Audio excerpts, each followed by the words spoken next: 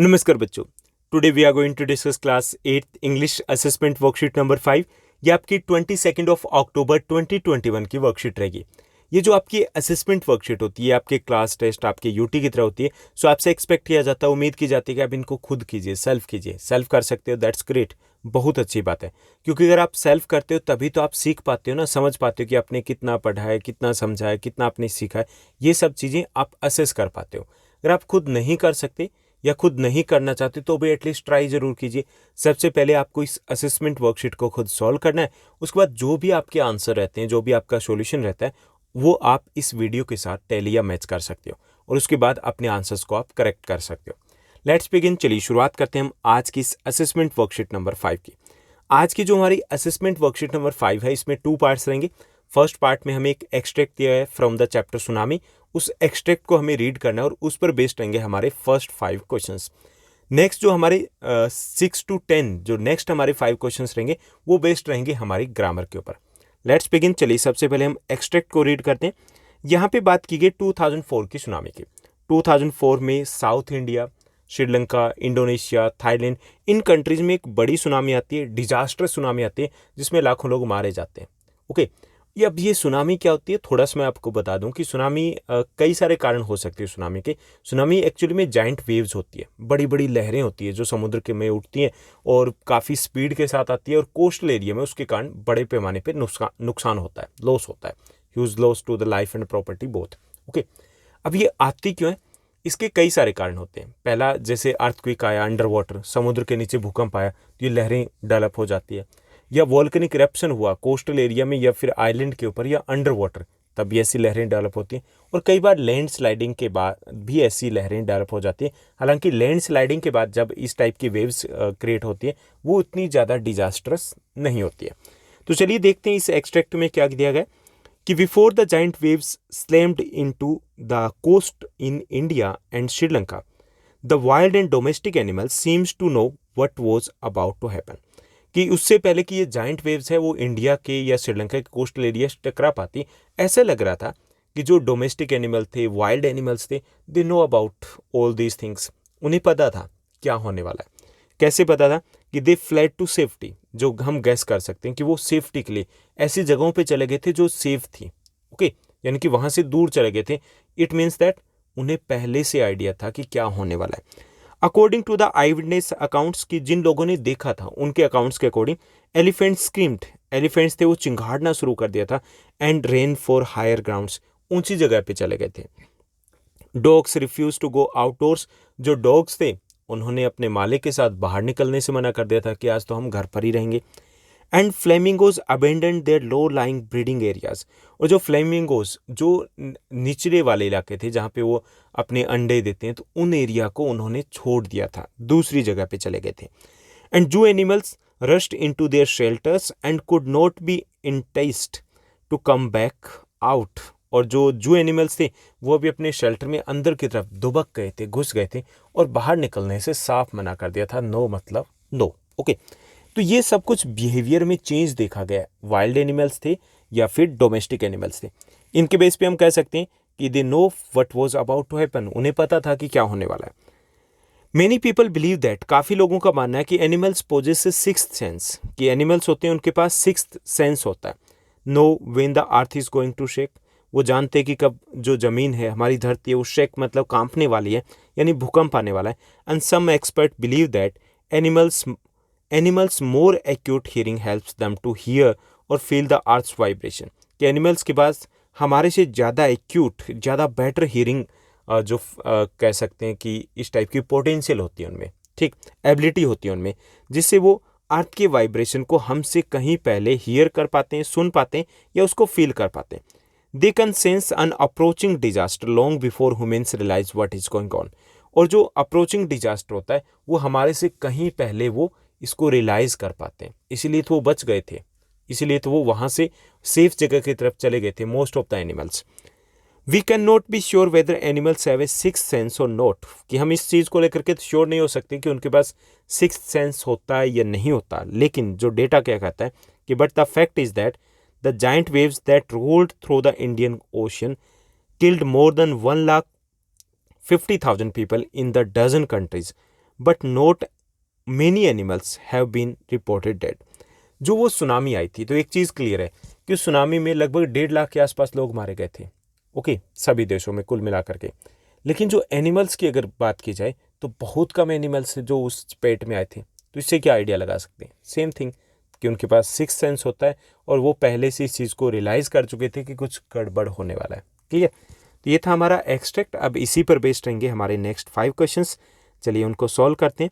आप भी अपने आंसर्स को गैस कीजिएगा। ठीक, आपको क्या लेना है कि ये जो क्विज की तरह आपको इस वर्कशीट को लेना है और अपने आंसर्स को गैस करना है मेरे आंसर देने से पहले। उसके बाद जो भी आपका टोटल स्कोर रहेगा उसको आप शेयर कर सकते हो कमेंट सेक्शन में। क्लियर? तो चलिए फर्स्ट क्वेश्चन को देखते हैं। पहला जो हमारा क्वेश्चन रहेगा कि before the giant waves slammed into the coast in India and Sri Lanka they seems to know what was about to happen. जो इंडिया और श्रीलंका के कोस्टल एरिया में जो जाइंट वेव टकराती उससे पहले पता था क्या होने वाला है, किसको पता था? ओके, देश जो दिया गया वहां पे हमें करेक्ट ऑप्शन को चूज करना है। फर्स्ट है wild and domestic animals, second wild animals, third है डोमेस्टिक एनिमल्स एंड फोर्थ है ह्यूमन्स। तो इसमें करेक्ट आंसर आपका ये रहेगा wild and domestic animals seems to know. ऐसा लगता था कि उनको पता था कि what was about to happen. तो ये आपका करेक्ट आंसर रहेगा। बी को देखिए, सेकंड को देखिए। सेकंड जो आपका क्वेश्चन दिया गया, very few animals died in the tsunami because they, बहुत कम जो एनिमल्स थे वो उस सुनामी की चपेट में आए थे, मारे गए थे, क्यों? फर्स्ट है कैन रन फास्ट, तेज दौड़ सकते थे। सेकंड आर इंटेलिजेंट, वो इंटेलिजेंट होते हैं।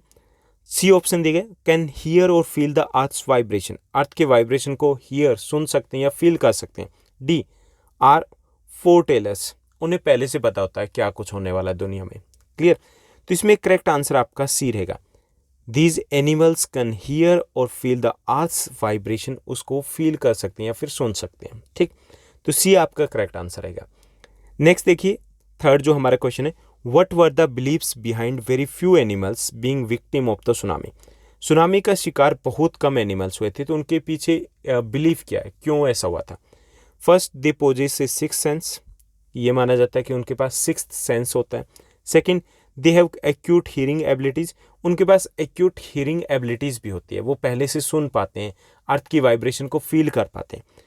सी दिए गए पीपल सेव्ड देम, क्योंकि लोगों ने उनको बचा लिया था इसलिए उनकी कैजुअलिटी कम रही थी। डी ऑप्शन है बोथ ए एंड बी, तो इसमें आपका करेक्ट आंसर डी रहेगा, बोथ ए एंड बी। उनके पास सिक्स सेंस होता है, काफ़ी लोग ये मानते हैं। And they have acute hearing abilities, ये भी माना जाता है। ओके, फोर्थ क्वेश्चन को देखिए, animal sense of hearing, animals sense of hearing as compared to the human being is, जो एनिमल्स की है, जानवरों की जो हियरिंग सेंस होती है वो हमारे कंपैरिजन में कैसी होती है? फर्स्ट, बेटर होती है। सेकंड, वर्स, खराब होती है। थर्ड, सेम होती है। एंड डी, नेग्लिजिबल होती है, यानी कि होती नहीं है उनकी। ओके, तो इसमें सही जो आपका करेक्ट आंसर रहेगा वो ए रहेगा, बेटर होती है हमारे कंपैरिजन में। क्लियर? उसके बाद नेक्स्ट देखिए, फिफ्थ जो आपका क्वेश्चन दिया गया, the word acute in the passage means, acute का मतलब क्या होता है जो पैसेज में यूज किया गया है? फर्स्ट है गुड, सेकंड है स्मॉल, थर्ड ऑप्शन है शार्प एंड फोर्थ ऑप्शन है बैड। तो इसमें करेक्ट आंसर आपका सी रहेगा, शार्प।